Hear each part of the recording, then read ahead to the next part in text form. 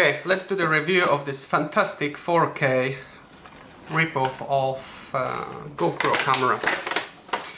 It's $27 and what you get for your money is Wi-Fi, wrist remote control, anti-shake DSP, 4K resolution, 16 megapixels sensor and 30 meters of waterproof bullshit. Do the unboxing. It's a nice package. I really doubt that the quality will come to anything near like that, but okay, let's toss it away. What do we have in the box? Bunch of back cover, a spare one, remote control with 2 buttons, battery included. Oh, it's cheap. Some mount. Oh, this one is maybe quite handy. It's a clip. Power plug adapter, a very dodgy USB power source, USB cable for charging and data connection, camera, standard camera mount adapter, some GoPro-like mounts, fixtures. It's quite a bunch. Oh, this might be handy for a bicycle or something. Let's see, another adapter, wrist strap, another strap, so maybe the other one wasn't wrist strap.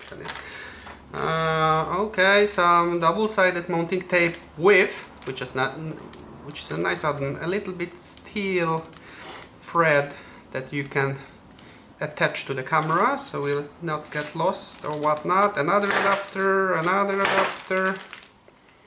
the zip ties. And fantastic sports manual. The camera, standard buttons, blah blah blah. And wrist RF instructions both in English and Chinese. Now let's go to the main part. So it's very similar to up to Hero 4 type of camera cases. Power on button on the top, on the front, shutter button on the top, start stop, and many buttons at the back. Well, this one is, I would say, okay-ish. It's not perfect. Now let's try to get this thing open. Yes. Ooh. Okay, case aside. Now we have the camera itself. Well, it feels light. Yeah, so on the side we have, I would presume, something to be like HDMI micro adapter for connecting TV, USB charging slot, SD slot, charging and data presumably, some navigation buttons on the other side, some holes on the side, I would presume this is microphone, battery compartment on the bottom, OK button on the top, which is a shutter button, some LED indication, and a power on and mode button on the front. Yeah, it's really nothing special. It's a direct rip of GoPro camera. So let's start. Press power on this little puppy. Yeah, we get welcome picture here.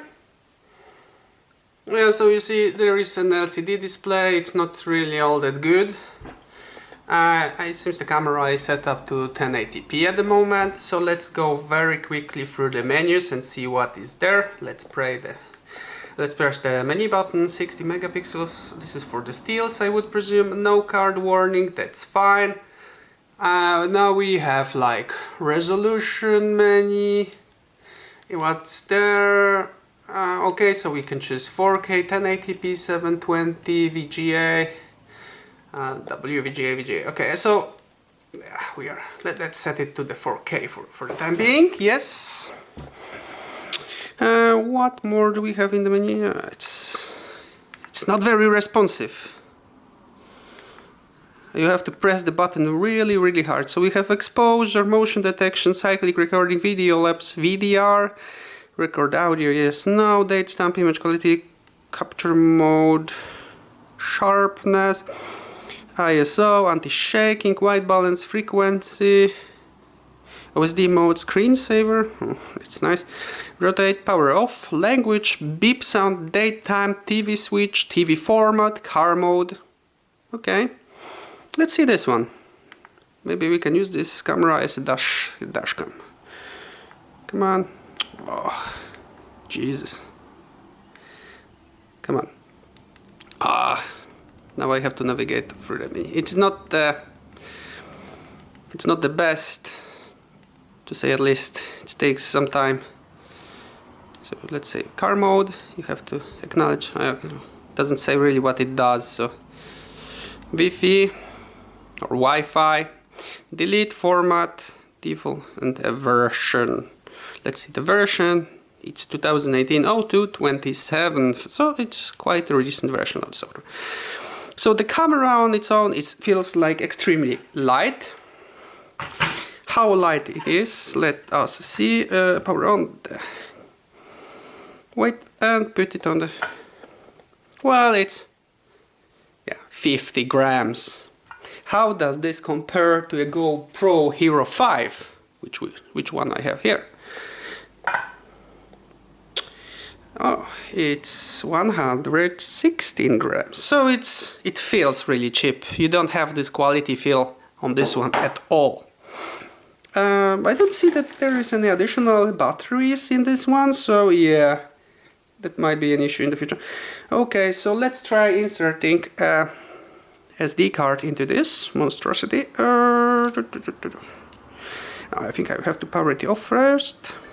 It's always a good thing to power off devices before inserting any media into it. It's just atrocious. It's not easy to get the SD card, I see. You have to have something that will really poke it in there. Yeah, we got the camera there. The card there. Battery compartment. It's not really anything easy to open. Let's see what kind of battery is included in this thing. So yeah. Yay! So we have 900 milliamperes, 3.33 watt amperes, 3 milliamperes. That's always very standard crap. So let's just put it here. Doesn't matter. It's so hard. Yes. Okay.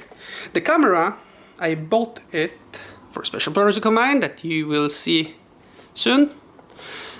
It's not for the sheer quality of 4K camera, because I have a Hero 5, so I really don't care. But this one, it's going I'm going to do something bad to it pretty soon. You shall see.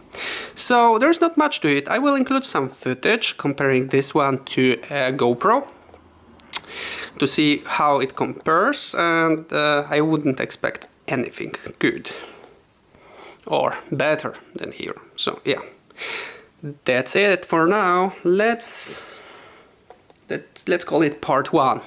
Yeah, see you.